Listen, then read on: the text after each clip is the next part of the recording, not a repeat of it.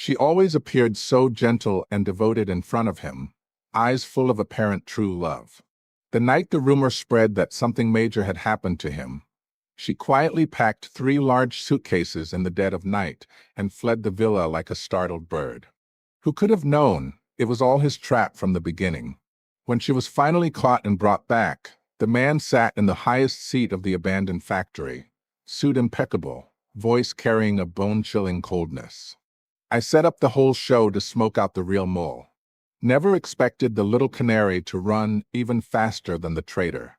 She had carefully applied the purest, most innocent makeup, paired with a simple long dress of pale color. The more innocent she looked, the more out of place she appeared among the extravagant, decadent lights of high society clubs. But that day she stepped into the private room, she immediately rushed toward the center sofa with perfect timing and perfect worry written all over her face. She held his hand, turning it over and over anxiously, voice trembling. His hand was injured. Anyone watching would think she was heartbroken, as if she wished she could take the wound onto herself. The performance was slightly over the top. He looked at her exaggerated concern and finally couldn't hold back a low laugh. Keep staring at the wound like that, and it might actually heal from embarrassment. She immediately switched to a little coquettish pout. Your hand is meant to play the piano for me someday. How could I bear even the tiniest scar? He clearly enjoyed her little act of dependence.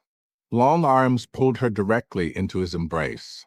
He was the undisputed king of the Golden Circle, billionaire CEO, shadowy puppet master of countless industries, and rumored to have mafia ties that no one dared confirm. And she, the canary he had kept the longest, the most obedient one. She's mine.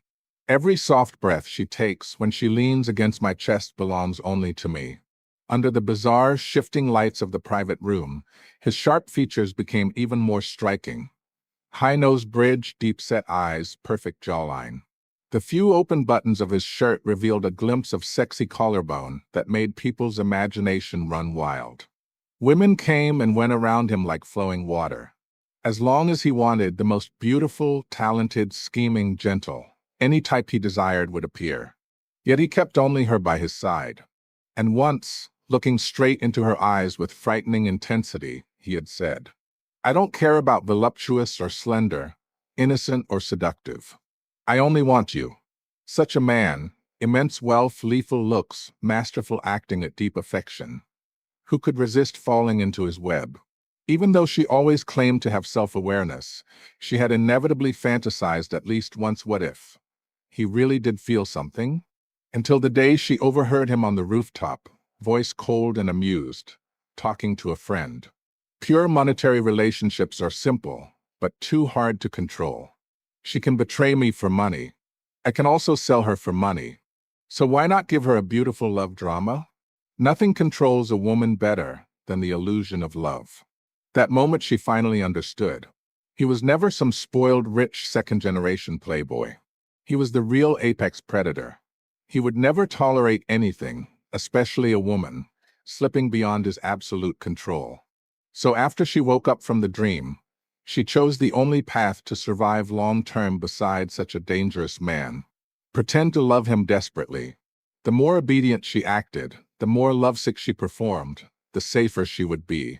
She greeted him warmly every day, cared for every detail. If he received even a tiny scratch, she would look devastated, eyes red, as if her whole world was collapsing. She deserved an Oscar. Relying on this unconditional deep love performance, she became the canary who stayed with him the longest. One night the private room felt stuffy. She excused herself to the restroom. Near the vanity area, she overheard several women whispering. They said his family business was in trouble, being investigated very seriously. Cash flow tight. Even he, who usually spent without blinking, had become noticeably stingy lately. She didn't fully believe it at first. How could such a cunning old fox let his empire shake? But over the next few days, more signs appeared. He came home later and later, dark circles under his eyes. The promised state-of-the-art imported centrifuge for her lab still hadn't arrived. Finally, after 3 consecutive nights of him not returning, she accepted the truth. She grieved for exactly 1 second. Then she swiftly dragged out the luggage she had secretly prepared a week earlier. No such thing as true love in times of crisis. The male lead has collapsed. Why should the female lead keep acting? Before leaving, looking at the busy housekeeper, chef, and gardener who had taken care of her, she felt a tiny pang of guilt. She quietly paid each of them $30,000 in cash from her own savings to send them away. Standing at the villa gate with 3 huge suitcases, she felt strangely free. Later, she sent a message to his most trusted subordinate. If he really ends up in prison someday, please let me know. I'll visit during holidays. Oh, and I buried $10,000 under the flower bed at the entrance. Just in case the authorities seize everything, at least he won't starve. Very long silence. Then 3 question marks. Then one word okay. Half a month passed peacefully. Until one morning, on her way to the lab, a black Maybach suddenly blocked her path. Several black-clad men trained like special forces jumped out. She was blindfolded, wrists bound, pushed into the car. When the blindfold was finally removed, she saw dense woods and an abandoned factory. His right-hand man looked at her with complicated eyes and said quietly, "The boss is very angry. You're finished." She was dragged inside. 2 miserable men hung from the ceiling, blood dripping. And he, suit perfect, sitting like a king in the center, was casually flipping through the envelope containing the $10,000 she had buried. He spoke slowly, every word laced with danger. "You even fired the chef, the housekeeper, and the gardener for me?" She never expected that the first thing he would be mad about was this. He had meticulously planned for months to catch the real traitor. When he finally returned victorious, what greeted him was an empty mansion. The Canary who supposedly loved him to death had flown away. And she even took away everyone who took care of the birdcage. It made him look like the biggest joke of the entire farce. Then he seemed to realize he was fixated on the wrong point. His voice dropped even lower. "You gave each of them 10,000. And you also gave me only 10,000? In your heart, I'm on the same level as the gardener?" She quickly tried to explain in a small voice. It was supposed to be 10,000, but the moving company charged 200 for transport, and then another 50 because the luxury items needed special protection. His face turned completely dark. "I only wanted to smoke out the mole. Never thought you would run faster than the real traitor." In the suffocating, ridiculous silence, the 2 hanging men let out tragic screams at perfect timing. She immediately put on her most flattering, dog-legged smile. "I was so worried when I heard something happened to you. Heartbroken. Terrified of causing you more trouble. So I sadly and reluctantly retreated and took a few small things with me, just in case." He stared at her with eyes that had seen through thousands of lies. "High couture jewelry, Van Cleef & Arpels, Cartier, that huge black opal that looks like my deep eyes, the long pearl strand that carries our beautiful memories, the giant ruby that symbolizes our passionate love." She nodded solemnly. Clap, clap, clap. He actually applauded slowly in the empty space. "My little Canary, you really shouldn't have studied biology. You should have gone into literature. With this ability to talk nonsense so beautifully, you could become a literary giant." He stood up and walked toward her step by step. Each step felt like he was stepping on her frantically beating heart. She instantly dropped to her knees, hugged his legs, crying miserably. "I was wrong. I shouldn't have lied. Please forgive me." He smiled, voice gentle yet terrifying. "I can forgive you, but return every single piece of high-end equipment you tricked me into buying for your lab." She almost despaired. Money, jewelry, handbags, she could understand if he wanted those back. But what the hell do you need with a bunch of ultra-precision scientific instruments? That was her lifeblood. She argued desperately. He leaned down, warm breath brushing her ear. "Who do you think paid for your labor all these years?" A shiver ran through her. In a flash of inspiration, she suddenly changed tactics. "Mr. Sterling, you probably don't want the entire Golden Circle to know that the great Damien Sterling was played and ran away from by a little graduate student, right?" He narrowed his eyes dangerously. Do you know how many people disappear in this country every day? She immediately became obedient again. Give me back the instruments. I swear I'll shut up forever. She even made a zipping motion over her lips. He stared at her for a long time. Finally stood straight. Fine. I won't touch your equipment. And I'll let you go. She almost cried with relief, only to hear his next words. But from tonight onward, you will continue to be my canary. The free version. She immediately nodded frantically. Not aggrieved at all. Extremely willing. He gave a mocking chuckle. By the way, tonight a friend is throwing a third birthday party for his dog. You're coming with me. She later learned the so-called dog's birthday was just a cover. The real purpose was to show off his brand new multi-hundred-million-dollar super yacht. The party was extravagant beyond imagination. Private jet transfer to the seaside, champagne flowing like water, Michelin star chefs on board. And in the middle of all the noise, he suddenly pulled her aside, took her to the upper deck. Away from the crowd. Moonlight scattered on the sea like silver sand. He mixed a drink for her, deep blue, ice cubes glittering like moonlight on waves. She was stunned by its beauty. What's this drink called? After thinking for a moment, he said softly, Beauty's Smile. Later that night, he held her hand, sat on the sea fishing chair, and patiently taught her how to fish. The man who usually controlled everything in the business world was surprisingly gentle at that moment. She couldn't help laughing. If we catch something, are we grilling it right here? Smoke the whole yacht black? He smiled. Then we'll get grilled by the owner together. A truly beautiful smile from him was rare and lethal. Then his expression turned serious. Tell me, why were you unhappy tonight?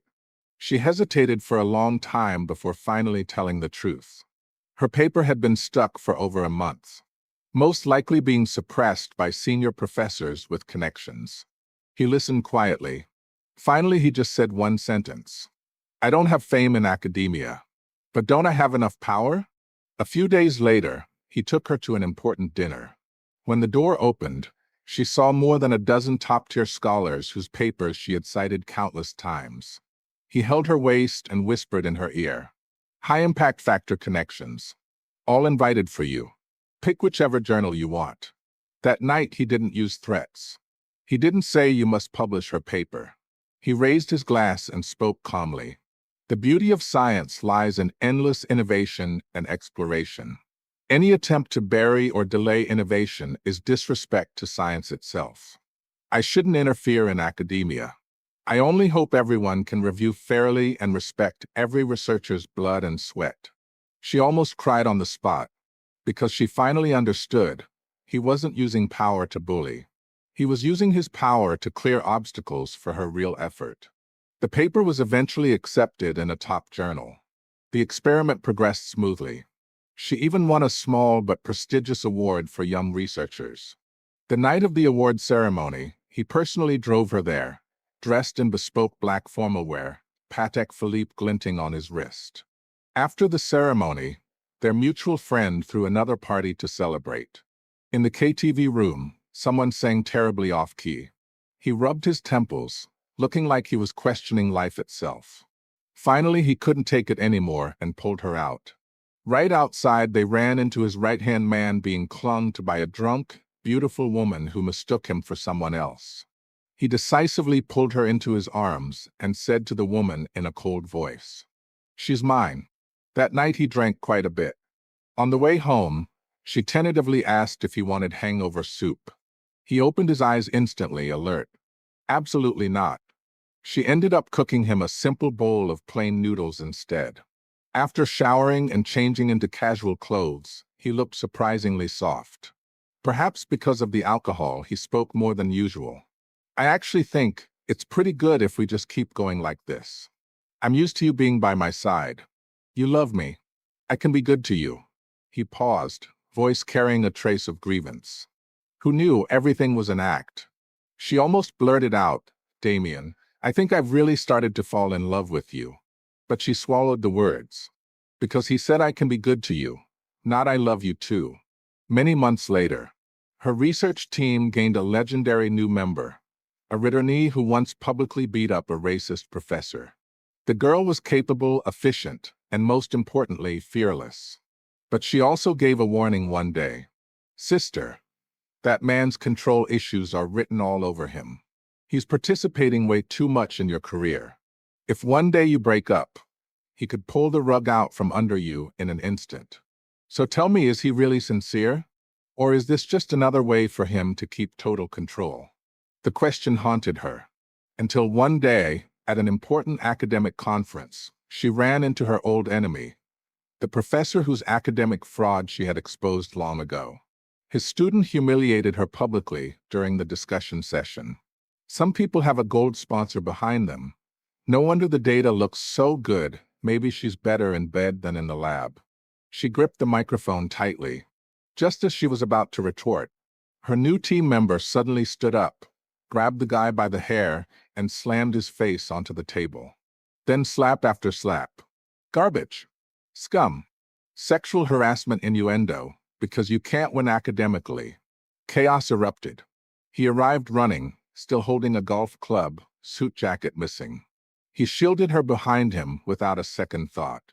Then he swung the club. One clean hit. The man collapsed.